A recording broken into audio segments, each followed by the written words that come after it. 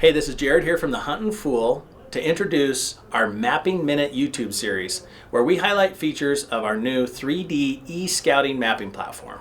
Our goal is to make this tool the most valuable digital scouting resource available to the adventure-seeking hunter. Although the map is already an incredible resource, we recognize there's always room for improvement, and I can assure you as a user that we are working on those constantly, and that we also welcome your feedback and suggestions to help make the map the best platform it can be. With that said, let's dive right into today's Mapping Minute.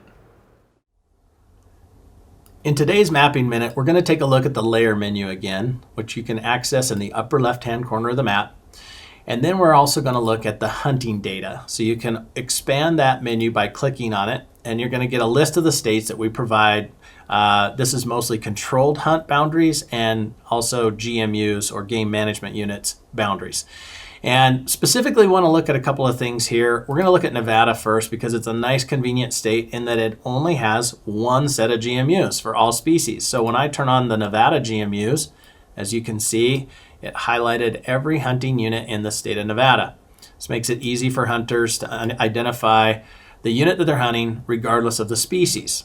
Unfortunately, not all states are as friendly as this. Let's look at Wyoming specifically. When I turn on Wyoming and open that menu, you'll see that I have a whole host of options for hunt boundaries. I'm going to start with antelope, and that's going to turn on all of the antelope boundaries in the state of Wyoming.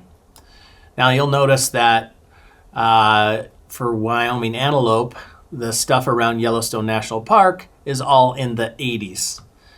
Notice what happens when I turn that off and turn deer on. You'll see that all those units around the park are up in the low to high 100s even. So there's no correlation throughout the state for species unit boundaries, both in terms of the actual boundary or the numbering system. So it's important when you're looking at the hunt data portion of the website to turn on the appropriate layer. For example, in Idaho, you can turn on all the GMUs, which is the general game management units.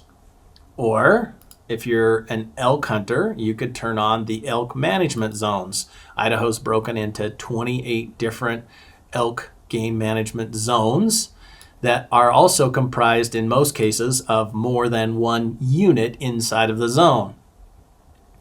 Then you could also turn on the Idaho elk controlled units, and these controlled hunts often have parts of a unit or parts of multiple units under one controlled hunt code.